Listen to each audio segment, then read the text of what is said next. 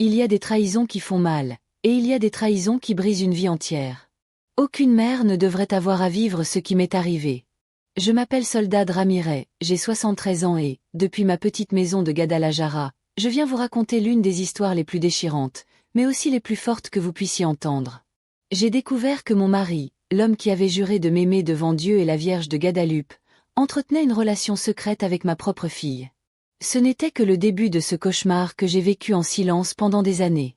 Mais avant de continuer, je vous demande de tout cœur d'aimer cette vidéo, de vous abonner à notre chaîne et d'activer la cloche pour découvrir d'autres histoires comme celle-ci. Vos commentaires me donnent la force de continuer à partager ces douloureuses vérités. Et dites-moi, d'où regardez-vous cette vidéo? Êtes-vous au Mexique comme moi? Ou nous rejoignez-vous depuis un autre coin du monde? Ce que vous allez entendre, c'est comment une femme de mon âge, qui avait tout donné pour sa famille, a trouvé le moyen le plus inattendu d'obtenir justice alors que tout le monde attendait d'elle qu'elle baisse la tête et pardonne. Pour comprendre l'ampleur de cette trahison, il faut que je vous ramène 45 ans en arrière. J'étais une jeune femme d'accent grave peine 28 ans lorsque j'ai rencontré Roberto lors d'une fête patronale, ici à Guadalajara. Il était si beau, avec sa moustache soignée et sa tenue élégante. Il travaillait comme comptable dans une grande banque de la ville. Et moi, jeune institutrice, j'étais captivée par son assurance et ses promesses d'un avenir radieux. Notre mariage était aussi beau que tout se célébrait à l'époque. Ma mère et mes tantes avaient préparé le mole le plus délicieux que mes invités aient jamais goûté. Le groupe de mariachi a joué jusqu'à l'aube, et moi, dans ma robe blanche que ma mère avait cousue pendant des mois, je me sentais la femme la plus chanceuse du monde. L'église Santa Maria de Gracia a été témoin de nos vœux, et la Vierge de Guadalupe nous a bénis depuis son autel. Les premières années ont été un rêve. Roberto était attentionné. Il m'apportait des fleurs sans raison et arrivait ponctuellement au dîner tous les soirs. Nous avons acheté une petite mais jolie maison dans le quartier de Chapalita, avec un patio où j'ai planté mes premières roses et herbes aromatiques.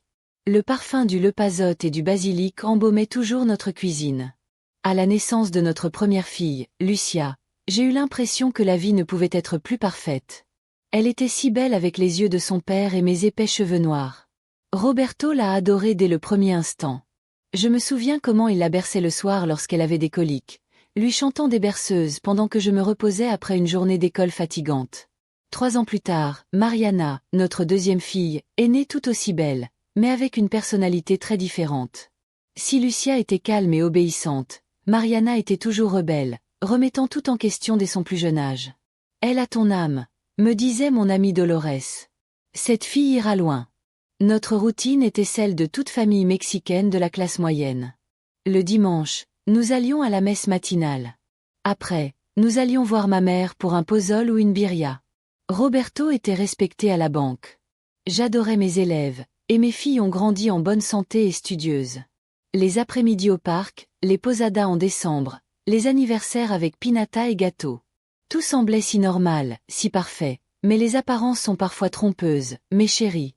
Derrière notre façade familiale idéale, des fissures ont commencé à apparaître, que, par naïveté, ou peut-être par peur, j'ai décidé d'ignorer. Roberto a commencé à rentrer tard du travail. L'odeur d'alcool est devenue fréquente et ses excuses se sont faites plus élaborées. Il y avait une réunion avec des clients importants. Le directeur nous avait tous invités. C'était l'année fiscale. Je me suis tue. Je me suis tue parce qu'on m'avait appris ça. Ma mère disait toujours, une femme discrète sauve un mariage. Mes amis me conseillaient d'être patient. Tous les hommes passent par là. Ils disaient, entre 2 tasses de café et un bonbon, lors de nos réunions du jeudi. Pendant ce temps, mes filles grandissaient. Elle avait toujours l'air d'être la chérie de son père, a suivi ses traces et a étudié la comptabilité. Mariana, quant à elle, a décidé d'étudier l'art, ce qui a déclenché la première grande dispute familiale. Les artistes de ce pays meurent de faim, a crié Roberto un soir en frappant sur la table. J'ai défendu ma fille et, pour la première fois, j'ai vu dans le regard de mon mari quelque chose qui m'a glacé le sang. Le mépris. Au fil des ans, Roberto a été promu directeur de banque.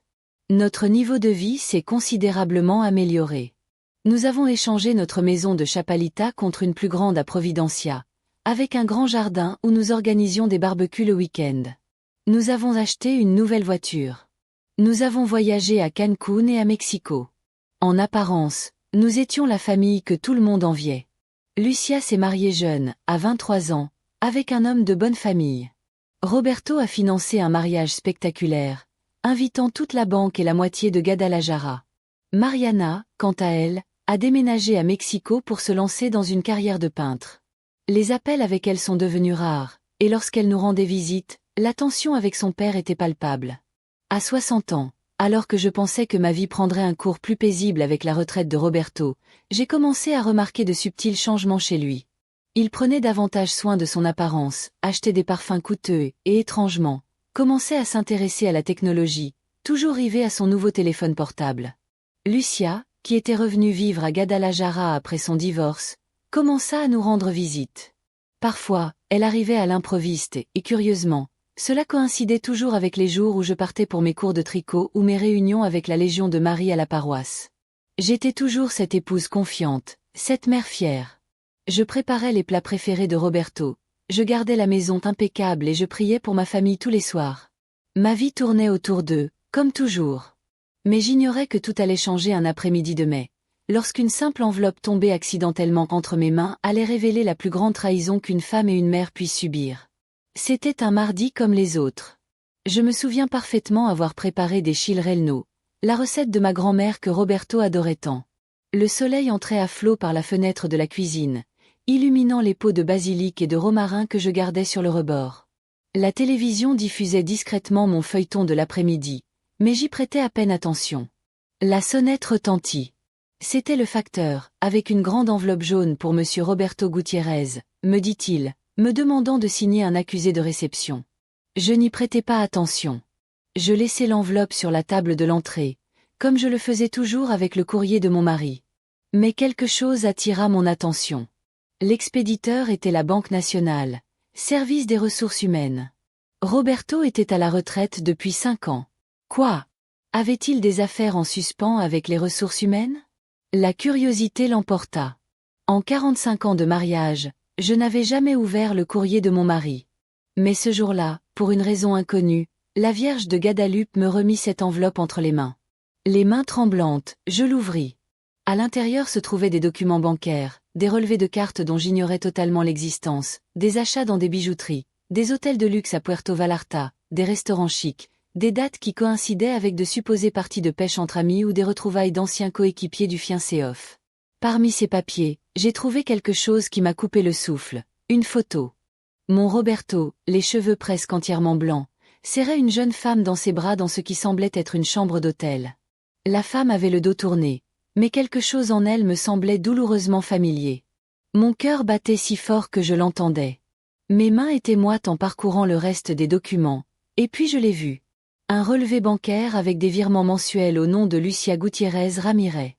Ma fille, ma propre fille, 10 000 pesos par mois depuis 3 ans. Pourquoi Roberto envoyait-il secrètement de l'argent à notre fille? Lucia avait un bon emploi dans un cabinet comptable. Elle n'a jamais mentionné avoir besoin d'aide financière. Je me suis assise sur le canapé du salon, les papiers éparpillés sur mes genoux, cherchant une explication plausible. Peut-être que Roberto l'aidait après son divorce.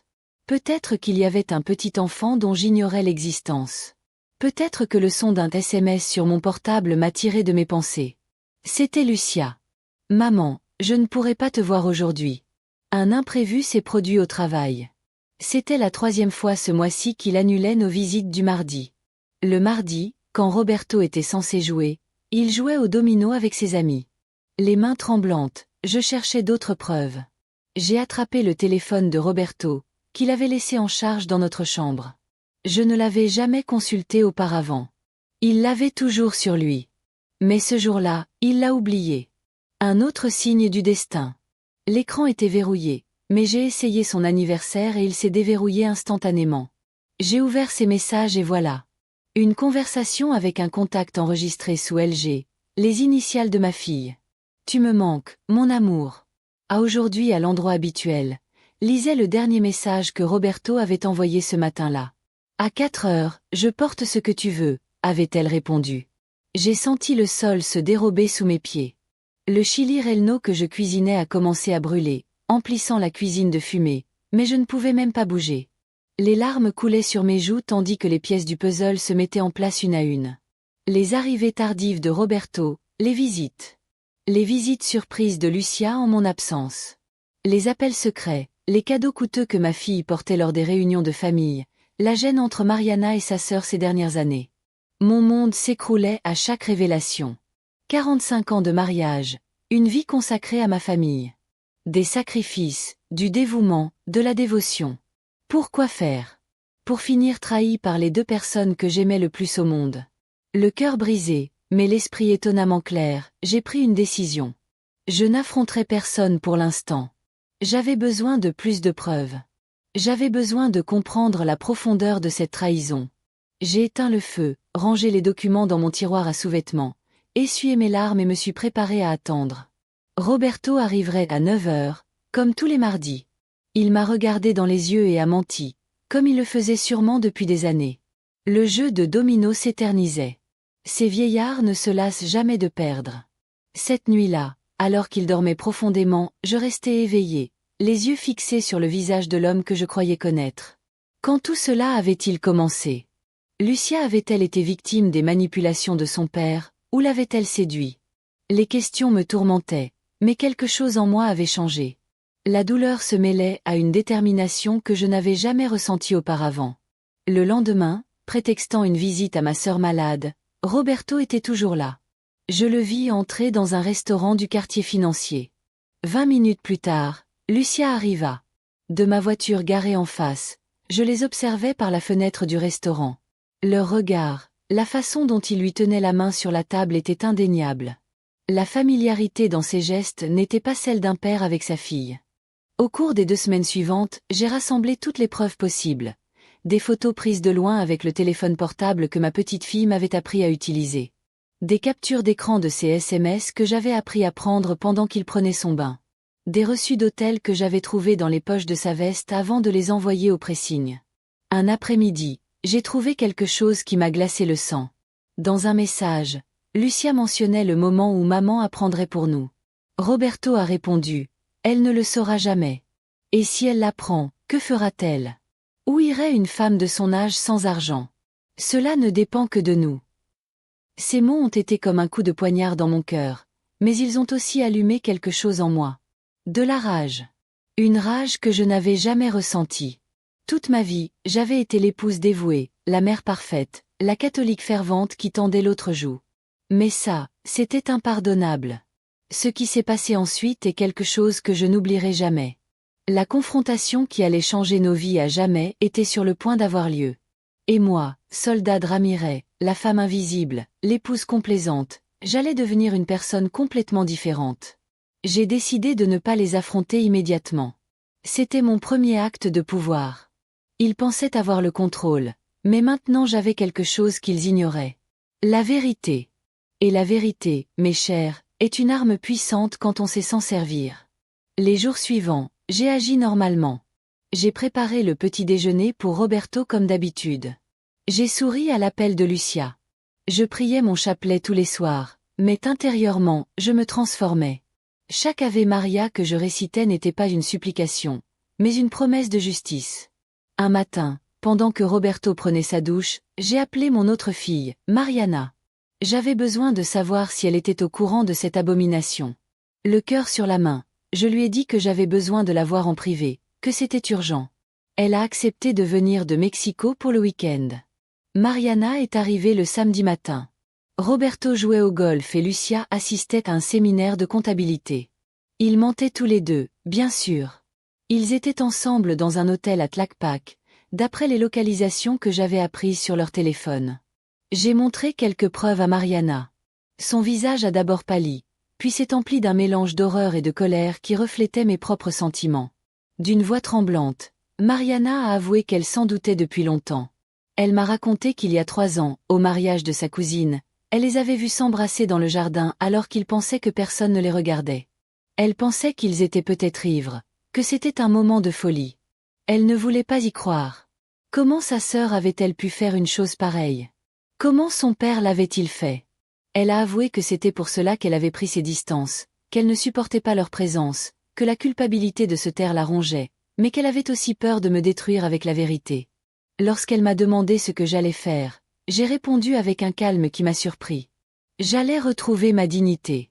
Ce soir-là, avec Mariana, déjà de retour à Mexico, j'ai commencé à planifier ma stratégie. Ce ne serait pas un scandale public, il n'y aurait ni cri ni scène.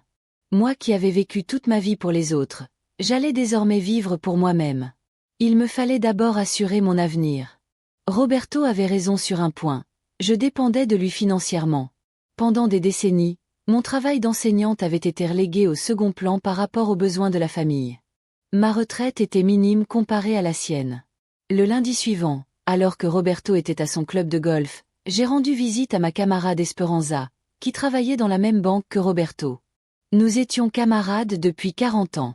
Nos enfants ont grandi ensemble. S'il y avait bien une personne en qui j'avais confiance, c'était bien elle.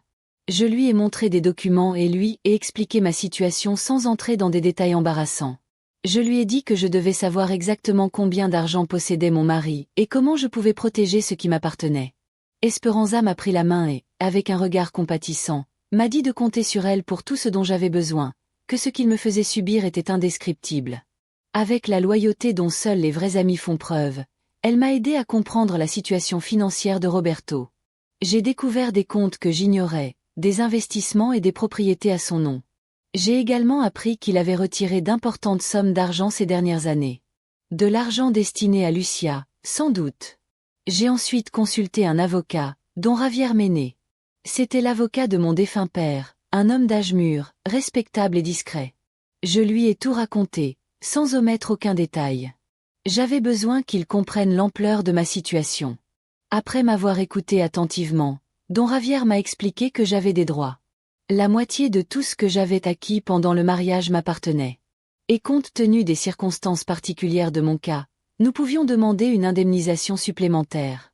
Je quittai son bureau avec un plan concret et un dossier rempli de documents à signer. Pour la première fois depuis des semaines, j'avais l'impression de reprendre le contrôle. Pendant ce temps, la comédie continuait à la maison. Roberto vaquait à ses occupations, complètement inconscient de mes découvertes. Parfois, je l'observais au dîner, me demandant comment l'homme que j'avais aimé pouvait me regarder dans les yeux et mentir si facilement. Lucia appelait fréquemment, inventant des excuses pour ne pas venir. Un jour, elle m'a invité à déjeuner. Tout au long du repas, elle a bavardé pendant que je souriais et hochais la tête, jouant le rôle de la mère naïve. Chaque fois qu'il disait « Je t'aime, maman », j'avais l'impression qu'un couteau se tordait dans mon cœur. La pression de cette double vie commençait à peser lourd. Je perdais du poids et je dormais mal. Ma camarade, Dolores, s'en rendit compte et un jour, après la messe, elle me demanda si tout allait bien avec Roberto. Je lui mentais, lui disant que tout allait bien, pratiquant l'art que mon mari et ma fille avaient perfectionné. Mais le soir, seul dans l'atelier de couture que j'avais transformé en refuge, je laissais éclater ma douleur. Je pleurais en silence, regardant de vieilles photos, me remémorant des moments qui me semblaient désormais un cruel mensonge. Depuis combien de temps cette trahison durait-elle ? Elle avait commencé quand Lucia était mineure. Cette pensée me rendait malade. Parfois, je priais pour être guidée. Je suppliais la Vierge de Guadalupe de me donner la force de faire le bien. Et peu à peu, j'ai senti la Vierge m'écouter. Parce que chaque jour, je me sentais plus forte, plus déterminée. Un jeudi, alors que je savais que Roberto serait avec Lucia, j'ai rendu visite à Mère Josefina, une religieuse qui dirigeait un refuge pour femmes maltraitées en périphérie de la ville. Je ne lui ai pas raconté mon histoire personnelle, mais je lui ai parlé de mon désir d'aider. J'avais besoin d'un but, de quelque chose qui me donnerait un sens au-delà de ma tragédie familiale. Mère Josefina m'a accueilli chaleureusement et m'a expliqué qu'ils avaient toujours besoin de mains volontaires, que beaucoup de femmes devaient apprendre un métier pour devenir indépendantes financièrement. J'ai donc commencé à donner des cours de couture 2 fois par semaine. J'ai expliqué à Roberto qu'il s'agissait d'un groupe de prière paroissiale. Il n'a guère prêté attention à ma nouvelle activité, trop occupé par sa double vie. Enseigner à ces femmes, écouter leurs récits de violence et de survie m'a donné une nouvelle perspective. Beaucoup avaient subi de terribles trahisons et avaient trouvé la force de prendre un nouveau départ. Si elles y étaient parvenues, je le pouvais aussi. Pendant cette période, j'ai maintenu un contact constant avec mon avocat. Chaque document signé par Roberto, chaque preuve de ses rencontres avec Lucia, chaque virement bancaire, tout était enregistré. Mon dossier s'est étoffé, tout comme ma détermination. 4 mois après ma découverte initiale, j'étais prête à passer à l'étape suivante. Avec l'aide de Don Javier, j'ai engagé un détective privé pour documenter officiellement les rencontres entre Roberto et Lucia. J'avais besoin de preuves irréfutables pour la suite. L'enquêteur, un ancien policier nommé Hector, m'a remis une enveloppe contenant des photos et des vidéos 2 semaines plus tard. Il m'a dit qu'il voyait habituellement beaucoup de choses dans son travail, mais qu'il en était profondément désolé. Je n'ai pas pu visionner les images ce jour-là. Je les ai enfermées dans le coffre-fort que j'avais installé au fond de mon placard, où je conservais également tous les documents importants et une somme d'argent que j'avais économisée sur les dépenses du ménage. À ce moment-là, j'avais discrètement transféré une partie de mes économies sur un compte ouvert avec l'aide de Mariana. J'avais également récupéré des copies de tous les actes notariés et des documents de mariage importants. Roberto a commencé à remarquer de subtils changements en moi. Un jour, au dîner, il m'a regardé avec curiosité et a mentionné que j'avais changé, que j'avais perdu du poids. Je lui ai répondu que c'était dû à l'âge. Qu'à notre âge, le corps change. Il m'a dit que ça m'allait bien et est retourné à son journal. Il n'a même pas remarqué le tremblement de mes mains pendant que je servais le repas. Ce soir-là, Lucia a appelé. Elle voulait venir dîner dimanche avec une amie spéciale. Elle a dit qu'elle avait une nouvelle importante pour nous. Je lui ai dit, bien sûr, qu'elle préparait quelque chose de délicieux, la nausée me prenant en l'appelant ma petite fille. Après avoir raccroché, j'ai fixé mon téléphone. Que manigançait-il maintenant? De fausses fiançailles pour cacher leur secret, un nouveau mensonge pour garder leur secret. Le dimanche est arrivé avec une tension palpable dans l'air, mais moi seule la ressentais. J'ai mis beaucoup d'efforts dans le repas, comme toujours. Chili en nogada, le plat préféré de Roberto. La table était dressée avec la porcelaine que nous utilisions pour les grandes occasions. À 14 heures précises, on a sonné à la porte. Lucia est entrée, accompagnée d'un beau jeune homme d'une trentaine d'années, bien habillé et aux manières impeccables. Il se présenta comme Alejandro, associé du cabinet d'avocats où Lucia tenait la comptabilité. Roberto parut sincèrement surpris. Je vis son expression passer de la confusion à la compréhension, puis à une expression plus sombre. Jalouse pendant le repas, Lucia annonça ses fiançailles avec Alejandro. Elle parla avec animation du mariage et de ses projets d'avenir, tandis que Roberto buvait plus de vin que d'habitude et prononçait à peine un mot. Je jouais mon rôle à la perfection. La mère enthousiaste, la belle-mère accueillante, l'épouse fière. Mon esprit s'agitait frénétiquement pour tenter de comprendre ce nouveau tournant.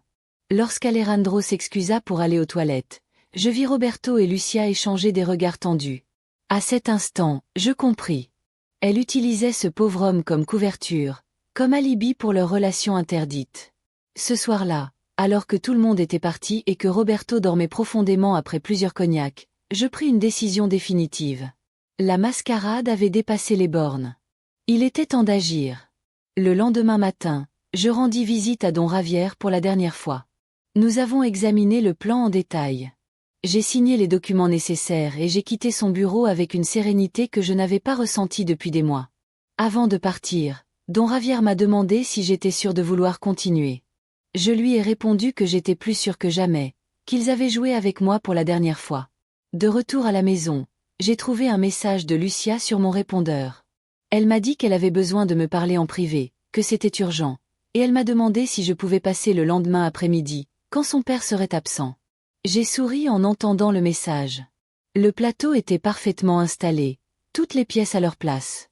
Je l'ai appelé et lui ai dit que bien sûr, je l'attendrais le lendemain à 16 heures, car son père jouerait au domino. Ce que Lucia ne savait pas, ce que Roberto ne soupçonnait pas, c'est que le véritable coup de maître était sur le point de commencer. Et moi, la femme invisible, l'épouse décorative, la mère dévouée, j'allais être celle qui dicterait les règles de ce jeu final. Le lendemain, le ciel était nuageux, comme si l'orage s'apprêtait à éclater chez nous. Je me suis levée tôt et j'ai tout préparé avec soin. J'ai appelé Mariana pour lui confirmer qu'elle était bien en route depuis Mexico. J'ai vérifié que Don Javier avait tout préparé. À 15 heures, Roberto est parti comme prévu. Il m'a embrassé distraitement sur la joue et m'a dit qu'il reviendrait pour le dîner. Je lui ai souhaité bonne chance, sachant pertinemment qu'il n'y aurait pas de partie de domino. À 16 heures précises, on a sonné à la porte. Lucia était arrivée. Ce qui s'est passé ensuite est un souvenir que je n'oublierai jamais. J'ai ouvert la porte et voici Lucia, ma fille, ma trahison en chair et en os, habillée avec élégance comme toujours, avec son parfum coûteux que Roberto avait sûrement payé. Elle est entrée comme si elle était chez moi, laissant son sac à main sur le canapé et me demandant si j'avais du café. Je lui ai dit oui, que je l'avais fait spécialement pour elle. Pendant que je servais des tasses dans la cuisine, Lucia a commencé à parler de ses prétendues fiançailles avec Alejandro. Elle m'a demandé si le mariage aurait lieu au printemps, si j'avais déjà vu une belle robe et si je voulais l'essayer avec elle. J'écoutais chaque mot avec un calme qui m'a surprise. Le café fumait entre nous à la table de la salle à manger. Des photos de famille nous fixaient sur les murs. Tant de mensonges encadrés dans des moments que je croyais heureux. Au bout de quelques minutes, Lucia est enfin entrée dans le vif du sujet. Elle m'a dit qu'elle devait discuter de quelque chose d'important avec moi avant de se marier, qu'elle avait beaucoup réfléchi à l'avenir et à sa relation avec son père. Papa vieillit maintenant. Maman, et toi aussi? Je me disais que tu devrais peut-être vendre cette grande maison et déménager dans un endroit plus petit et plus facile à vivre. Je l'ai regardée droit dans les yeux tandis qu'elle continuait son discours sur la façon dont elle pourrait gérer l'argent de la vente, comment elle nous aiderait à trouver un bel appartement, comment elle veillerait à ce que nous soyons bien pris en charge. Lorsqu'elle eut fini de parler, je me suis levée calmement, je suis allée à la table de la salle à manger et j'ai sorti une enveloppe. Je l'ai posée sur la table devant elle. « Qu'est-ce que c'est, maman ?» a-t-elle demandé avec un sourire nerveux. « Ouvre-la » ai-je répondu doucement. À l'intérieur se trouvaient des photos d'elle et Roberto, au restaurant, à la sortie de l'hôtel, s'enlaçant comme un père et sa fille ne devraient jamais le faire. S'embrassant. Son visage perdit toute couleur tandis qu'elle feuilletait les photos l'une après l'autre. Ses mains tremblaient tellement que certaines tombèrent par terre. « Maman, je ne peux pas expliquer ça. » Elle a bégayé. Je lui ai dit qu'elle n'avait pas besoin de m'expliquer quoi que ce soit, que je savais tout depuis des mois, que j'étais au courant des transferts d'argent, des rendez-vous secrets, des mensonges, et pourtant tu m'as laissé entrer chez toi. Tu m'as servi du café comme si de rien n'était. Demanda-t-elle d'une voix mêlée de surprise et d'indignation. J'ai répondu oui, car je voulais la regarder dans les yeux une dernière fois. Je voulais voir si je pouvais trouver ma fille quelque part dans la femme devant moi, mais il n'y avait rien, aucune trace de la fille que j'avais élevée. À ce moment-là, la sonnette a retenti. Lucia a sursauté. « Qui est-ce » a-t-elle demandé à l'agent. « Votre père. » J'ai répondu calmement. « Eh bien, c'était Roberto.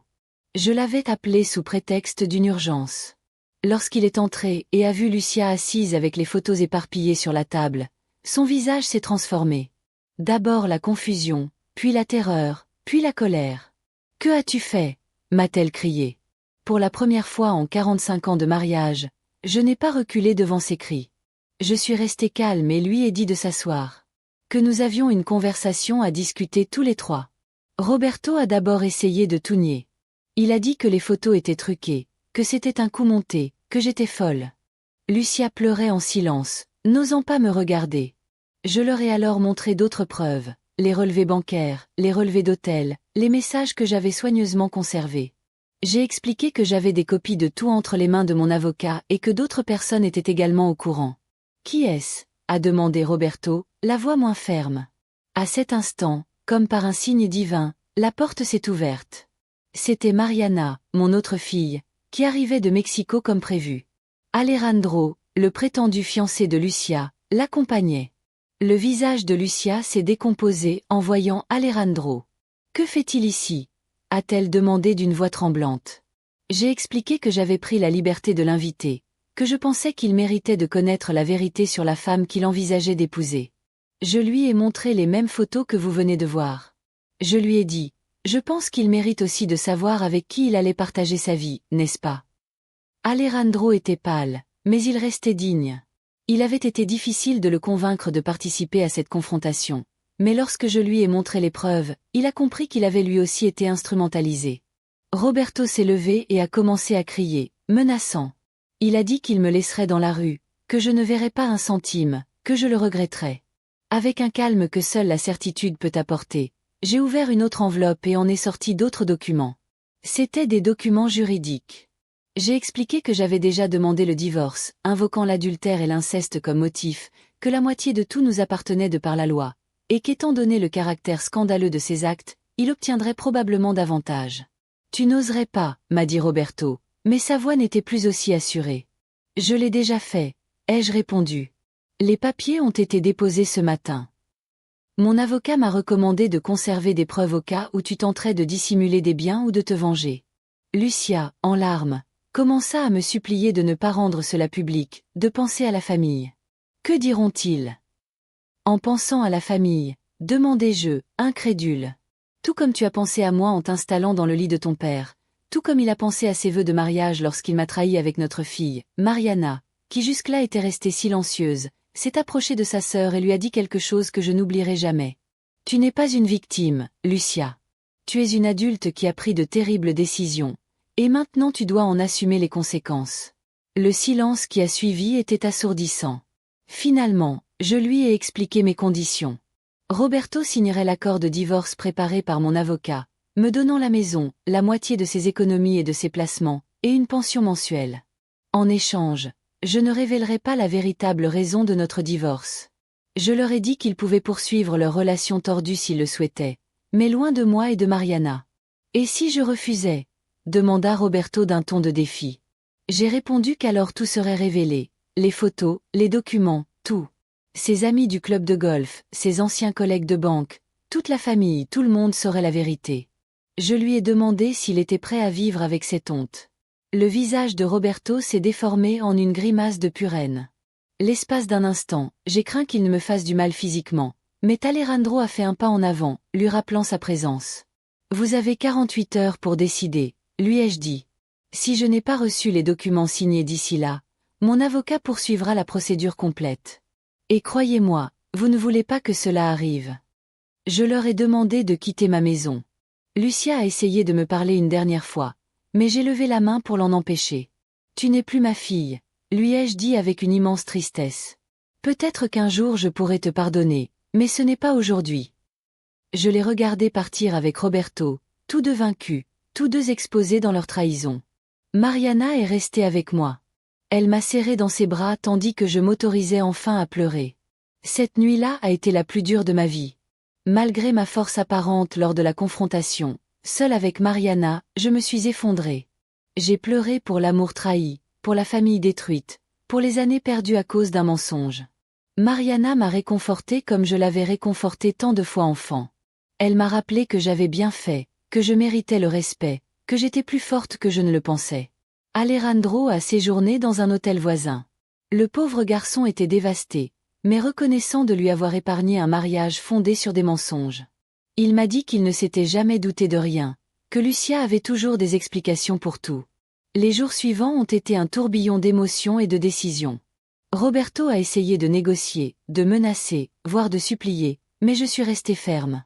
48 heures plus tard, comme il l'avait exigé, j'ai reçu les papiers signés. Le divorce a été discrètement prononcé. Roberto est parti vivre dans un appartement dans un autre quartier de la ville. Je ne sais pas si Lucia est avec moi. On a coupé toute communication. Parfois, Mariana me donne de vagues nouvelles de sa sœur, mais elle respecte ma décision de garder mes distances. La dernière fois que j'ai vu Roberto, c'était lorsqu'il est venu récupérer ses affaires. Il avait vieilli de 10 ans en quelques semaines. Il m'a regardé avec un mélange de haine et de défaite, tandis qu'il rangeait ses costumes, ses livres et ses souvenirs. Avant de partir, il s'est arrêté sur le pas de la porte et m'a demandé « Comment as-tu pu me faire ça après tant d'années ensemble ?» Je l'ai regardé fixement et j'ai lu, puis j'ai répondu « Ne te méprends pas, Roberto.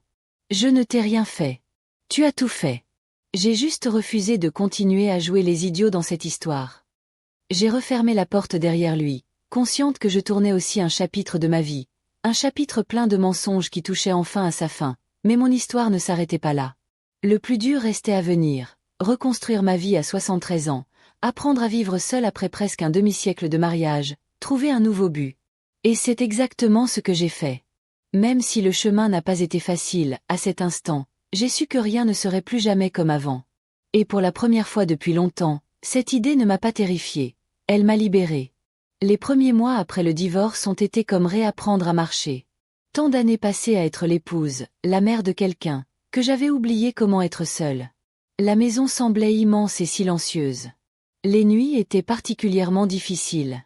Parfois, je me réveillais en sursaut, cherchant Roberto dans le noir, pour me souvenir de tout ce qui s'était passé. D'autres fois, je m'endormais en pleurant, non pas tant de l'avoir perdu, mais d'avoir perdu la vie que je croyais avoir. Ma routine a complètement changé. Je n'avais plus à préparer le petit déjeuner pour personne d'autre que moi. Je n'avais plus à repasser mes chemises ni attendre que quelqu'un arrive pour le dîner. J'étais libre, mais cette liberté pesait parfois lourd. Mariana était ma bouée de sauvetage. Elle m'appelait tous les jours de Mexico. Parfois, elle venait le week-end et nous passions des heures à discuter, à cuisiner ensemble ou simplement à regarder des feuilletons. C'est elle qui m'a poussé à franchir une nouvelle étape. Maman, m'a-t-elle dit un dimanche alors que nous faisions la vaisselle, tu veux rencontrer de nouvelles personnes, faire des choses que tu as toujours voulu faire sans jamais pouvoir faire. Elle avait raison. Pendant des décennies, mes désirs étaient passés au second plan. C'était toujours ce que Roberto voulait, ce dont les filles avaient besoin, ce que la famille attendait de moi. Et moi, que voulait Soledad Ramirez pour elle-même? J'ai commencé par petites étapes. J'ai augmenté mes journées de bénévolat au refuge. De Mina Smith, et plus précisément, Mère Josefina. Maintenant que j'avais plus de temps, je pouvais donner des cours de couture 3 fois par semaine. Voir ces femmes, beaucoup plus jeunes que moi, mais avec des histoires tout aussi douloureuses de trahison et d'abandon, m'a fait me sentir moins seule. L'une d'elles, Carmen, avait à peine 35 ans et avait fui un mari violent avec ses 2 jeunes enfants.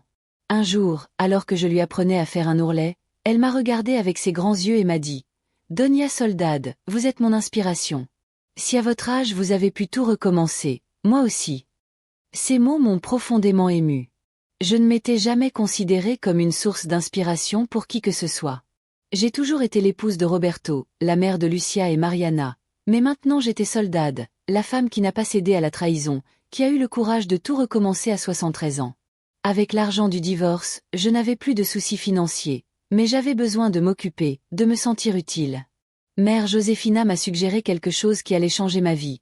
Ouvrir un atelier de couture permanent au refuge, où les femmes pourraient apprendre un métier et gagner un peu d'argent en vendant leurs créations. J'ai investi une partie de mon argent dans des machines à coudre, des tissus et du matériel. Nous avons créé un espace lumineux dans une grande pièce du refuge. Nous l'avons peint de couleurs vives et avons installé des rideaux que j'ai confectionnés moi-même. Nous avons appelé le projet « Couture d'espoir ». Rapidement, nos vêtements artisanaux ont commencé à être vendus sur les marchés locaux. Nappes brodées, robes pour filles, sacs décorés. Les femmes touchaient un pourcentage sur chaque vente, le reste étant réinvesti dans l'atelier. Voir leur visage s'illuminer lorsqu'elles recevaient leur premier paiement, lorsqu'elles voyaient leur création entre les mains d'autres personnes. C'était une joie indescriptible. Grâce à l'atelier, j'ai rencontré un groupe de femmes de mon âge qui faisaient également du bénévolat dans d'autres services du refuge. Guadalupe enseignait la pâtisserie, Consuelo donnait des cours d'alphabétisation et Teresa offrait des conseils juridiques de base.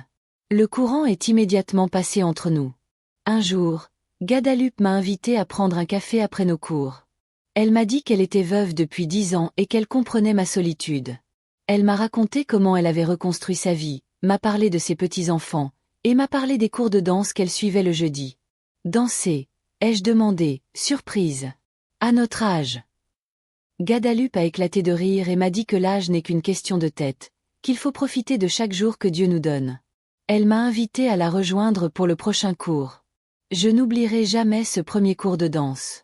Je me sentais ridicule, maladroite, décalée, mais Guadalupe m'a présenté à ses amies, toutes plus âgées que nous, toutes avec leurs propres histoires de deuil et de nouveaux départs. Personne ne m'a jugée pour mon divorce. Personne ne m'a posé de questions gênantes. Elles m'ont acceptée telle que j'étais. Le professeur, un homme jovial d'une 50aine d'années, nous a appris les pas de base du danzon. Au début, mes pieds semblaient avoir leur propre rythme, mais petit à petit, j'ai trouvé le rythme. À la fin du cours, je souriais comme je ne l'avais pas fait depuis des mois. Après la danse, le groupe allait souvent dîner dans un petit restaurant du coin. Elle m'invitait à les rejoindre autour d'assiettes de pozole et de boissons sans alcool. J'écoutais leurs histoires. J'ai partagé quelques-unes de mes expériences, sans entrer dans les détails les plus douloureux, et pour la première fois depuis le divorce, j'ai vraiment ri. Ce fut le début de ma nouvelle vie sociale. Le jeudi, on dansait, le mardi, on allait au cinéma avec Teresa et Consuelo, et le dimanche, après la messe, on se retrouvait tous au marché pour manger des chilaquiles. Entre-temps, ma relation avec Mariana s'est renforcée. Elle n'était plus seulement une mère protectrice. Nous étions 2 femmes adultes qui se soutenaient mutuellement. Elle me racontait ses expositions d'art, ses amours et ses chagrins, et je l'écoutais avec une oreille nouvelle, sans la juger, sans imposer mes valeurs. Un jour, elle m'a fait la surprise de me demander si elle pouvait venir me voir avec quelqu'un de spécial. Il s'agissait de Sarah, sa compagne depuis 1 an. J'avoue qu'au début, c'était difficile à accepter. Ma génération avait des conceptions différentes des relations, mais voir ma fille heureuse, constater l'amour et le respect qui régnait entre elles, m'a fait remettre en question nombre de mes préjugés. Ça ne te met pas mal à l'aise, maman? M'a demandé Mariana, quelque peu inquiète. Je lui ai répondu que tout ce qui m'importait, c'était son bonheur. Si Sarah la rendait heureuse, alors Sarah était la bienvenue chez moi et dans mon cœur. Je les ai serrés tous les deux dans mes bras et j'ai senti un autre mur en moi s'effondrer, laissant entrer plus de lumière. Bien sûr, tout n'a pas été facile.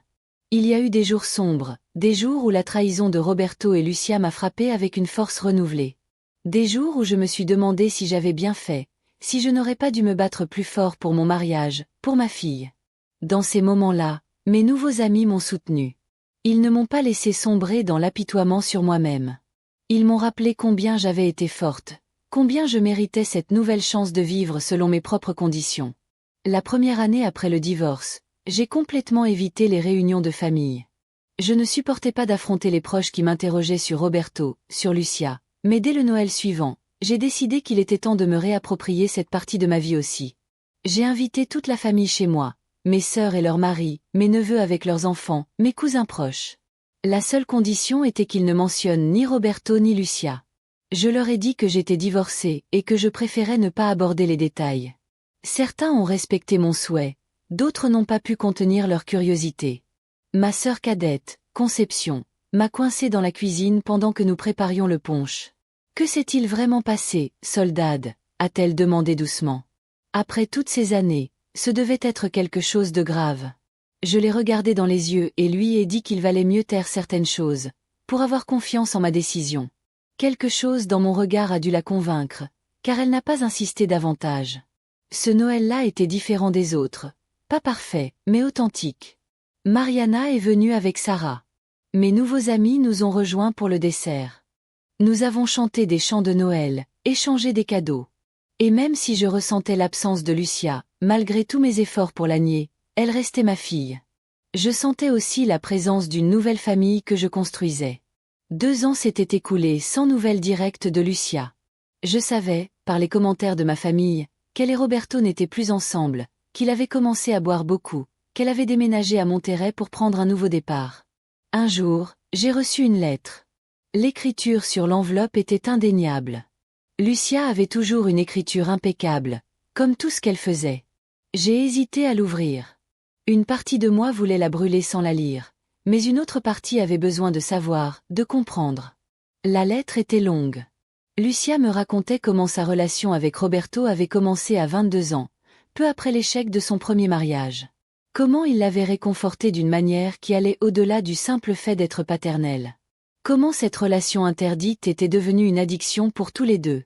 Je n'ai pas justifié ses actes, mais j'ai essayé de les expliquer. Elle m'a raconté qu'après la confrontation, ils avaient essayé de rester ensemble, mais que le poids de ce qu'ils avaient fait, de la famille qu'ils avaient détruite, était trop lourd. Roberto a commencé à la blâmer, à boire, et même à l'insulter. Finalement, elle l'a quitté et a déménagé à Monterrey, où elle avait trouvé un nouvel emploi. La lettre se terminait par une demande de pardon, un pardon qu'elle-même reconnaissait insuffisant au vu des dommages causés. « Je ne m'attends pas à ce que tu m'appelles à nouveau ta fille », a-t-elle écrit à la fin. « Je voulais juste que tu saches que j'admire ton courage, que je comprends pourquoi tu as fait ce que tu as fait et que je te souhaite sincèrement de trouver le bonheur que tu mérites. » J'ai beaucoup pleuré après avoir lu cette lettre. J'ai pleuré pour la petite fille que j'avais bercée dans mes bras, pour l'adolescente dont je coiffais les tresses tous les matins avant l'école. Pour la jeune femme qui s'était éloignée de moi sans que je comprenne pourquoi. Je n'ai pas répondu immédiatement. J'avais besoin de temps pour digérer mes émotions et décider si je voulais rouvrir cette porte. J'ai parlé à Mariana, qui m'a conseillé d'écouter mon cœur. J'ai parlé à Mère Josefina, qui m'a rappelé que le pardon ne s'adresse pas à l'autre, mais à soi-même. Finalement, des mois plus tard, je lui ai écrit une courte lettre. Je lui ai dit que j'acceptais ses excuses, que je lui souhaitais le meilleur dans sa nouvelle vie, mais que j'avais besoin de plus de temps avant de pouvoir la considérer à nouveau comme faisant partie de ma vie. À ma grande surprise, elle a respecté mes conditions. Elle n'a pas essayé de me forcer à la rencontrer. Elle ne m'a pas appelé. Pour mon anniversaire, je n'ai reçu qu'une carte avec un simple message. Je pensais tendrement à toi, Lucia. Pendant ce temps, Ma vie continuait de s'épanouir. Des lueurs d'espoir. C'était devenu un projet réussi. Nous avons même reçu une petite subvention de la municipalité pour nous développer. Nous avons embauché 2 des femmes du refuge qui avaient fait preuve des plus grandes compétences comme monitrices permanentes. Dans le groupe de danse, j'ai rencontré Don Felipe, un veuf de 75 ans, ancien professeur d'université. Son sourire bienveillant et ses mains douces me guidaient sur la piste de danse. Nous avons commencé comme amis, partageant une passion pour la musique d'Agustín Lara et les livres de Gabriel García Márquez. Petit à petit, cette amitié s'est transformée en quelque chose de plus profond. La première fois qu'il m'a invité seul à un concert au Teatro de Golado, j'ai eu des papillons dans le ventre comme une adolescente. Mariana m'a aidé à choisir une robe par visioconférence. Mes amis m'ont donné des conseils contradictoires sur l'opportunité d'autoriser ou non un baiser lors d'un premier rendez-vous. Mon Dieu, Guadalupe! M'exclamai-je, scandalisé lorsqu'il m'a suggéré de l'inviter après le concert. Nous commençons à peine à nous connaître. Guadalupe a laissé échapper un de ses rires habituels et a dit « Soldad, à notre âge, on n'a pas de temps à perdre. Si ça te plaît, profite. » Le concert était merveilleux. Felipe connaissait chaque morceau, chaque compositeur. Il m'a chuchoté des détails sur la musique, rendant l'expérience encore plus riche. Ensuite, nous avons dîné dans un petit restaurant du centre historique. Nous avons discuté pendant des heures, découvrant des coïncidences surprenantes dans nos vies. À la fin de la soirée, il m'a raccompagné jusqu'à ma porte, m'a pris les mains et m'a raconté qu'il avait passé une soirée inoubliable. Lorsqu'il s'est penché pour m'embrasser, j'ai fermé les yeux et j'ai senti ses lèvres douces sur ma joue. « Je te respecte trop pour précipiter les choses », m'a-t-il murmuré à l'oreille. « Mais j'espère que tu accepteras de sortir à nouveau avec moi. » Cette nuit-là, je n'ai pas pu dormir. Non pas par tristesse ou par inquiétude, mais par une joie qui, selon moi, ne correspondait plus à mon âge. Je me sentais à nouveau jeune, avec toute la vie devant moi. Felipe et moi avons recommencé à nous voir régulièrement. Nous allions au cinéma, au concert, au musée. Nous cuisinions ensemble, chez moi ou chez lui. Ses enfants, maintenant grands, m'ont accueilli chaleureusement lorsqu'il m'a présenté officiellement. Papa n'avait pas été aussi heureux depuis des années. Il m'a confié sa fille aînée. Je n'aurais jamais cru trouver l'amour à 75 ans. Un amour différent de celui que j'éprouvais pour Roberto, plus mûr, plus conscient, sans les attentes idéalisées de la jeunesse. Felipe connaissait mon histoire, je connaissais la sienne. Nous ne faisions pas semblant d'être parfaits, nous nous accompagnions simplement, prenions soin l'un de l'autre, nous nous faisions rire. 3 ans après mon divorce, j'ai reçu un appel inattendu. C'était Mariana. Sa voix était étrange. « Maman, je dois te dire quelque chose. C'est à propos de papa. Roberto avait eu un AVC. Il était à l'hôpital dans un état critique. Les médecins ne lui donnaient pas beaucoup d'espoir. Lucia est avec lui, ajouta Mariana. Elle m'a demandé de te prévenir. Elle ne s'attend pas à ce que tu partes. Elle voulait juste que tu le saches. » Je suis restée silencieuse, le temps de digérer la nouvelle. Malgré tout ce qui s'était passé, Roberto avait fait partie de ma vie pendant plus de 40 ans. Le père de mes filles, mon compagnon pendant la majeure partie de ma vie d'adulte. « Veux-tu que j'aille le voir avec toi ?» demanda Felipe quand je le lui annonçai. Il n'y avait aucun jugement dans sa voix, seulement de la compréhension. Je décidai de ne pas aller à l'hôpital. Au lieu de cela, je suis allée à l'église et j'ai allumé un cierge pour lui. J'ai demandé à la Vierge de lui accorder la paix, de lui pardonner comme j'apprenais à lui pardonner. Roberto est décédé 3 jours plus tard. Les funérailles ont été discrètes. J'y ai assisté, Felipe à mes côtés, en gardant mes distances. J'ai revu Lucia pour la première fois depuis des années. Elle était plus maigre, le visage marqué par le remords et la douleur. Nos regards se sont croisés par-dessus le cercueil. J'ai fait un petit signe de tête. Elle m'a répondu de la même manière. Après l'enterrement, Lucia s'est approchée de moi timidement. Nous ne nous sommes pas serrés dans les bras, mais nous sommes restés ensemble en silence un moment. « Merci d'être venu », a-t-elle dit. Finalement, c'était le père de mes filles, ai-je répondu. C'était la vérité, la seule vérité qui comptait ce jour-là. La mort de Roberto a mis fin à un cycle. Elle m'a permis de me débarrasser des derniers vestiges de ressentiment que je nourrissais encore. Pas pour lui, mais pour moi-même. J'avais besoin de cette paix pour aller de l'avant. Au fil du temps, Lucia et moi avons lentement reconstruit notre relation. d'abord par des appels occasionnels, puis par de brèves rencontres en terrain neutre. Nous n'avons jamais reparlé de ce qui s'était passé. Certaines blessures sont trop profondes pour se rouvrir. Un jour, près de 5 ans après le divorce, Felipe m'a surprise avec une demande en mariage inattendue. « Je ne veux pas me marier », a-t-il précisé alors que nous traversions le parc Colomo. À notre âge, ces papiers ne signifient pas grand-chose, mais j'aimerais que nous vivions ensemble, seuls, que nous partagions ce qui nous reste de vie. J'ai regardé cet homme qui était apparu au moment où je m'y attendais le moins et qui m'avait appris qu'il n'est jamais trop tard pour tout recommencer. J'ai dit oui. Je n'avais pas besoin d'y réfléchir. Mon cœur avait déjà pris cette décision depuis longtemps. J'ai vendu ma maison, trop grande et pleine de souvenirs, et nous avons emménagé dans un bel appartement près du centre, avec une terrasse fleurie où nous prenions notre café tous les matins. Nous avons combiné nos bibliothèques, nos disques, nos vies. À 78 ans, je recommençais avec des rides, des cheveux gris, des cicatrices, mais aussi avec sagesse, avec gratitude, avec un amour que je n'aurais jamais cru ressentir à nouveau. Et me voilà maintenant, à 73 ans, à vous raconter cette histoire. Non, il n'y a pas d'erreur de date. Je vous parle depuis 5 ans, depuis le moment où j'ai découvert la trahison. Tout ce que je vous ai raconté depuis, c'est l'avenir que j'avais imaginé pour moi-même, l'avenir que je construis jour après jour, car c'est la vérité la plus importante que j'ai apprise. Il n'est jamais trop tard pour réécrire notre histoire, pour retrouver notre dignité, pour exiger le respect que nous méritons. La trahison de Roberto et Lucia était réelle. La confrontation s'est déroulée exactement comme je vous l'ai raconté.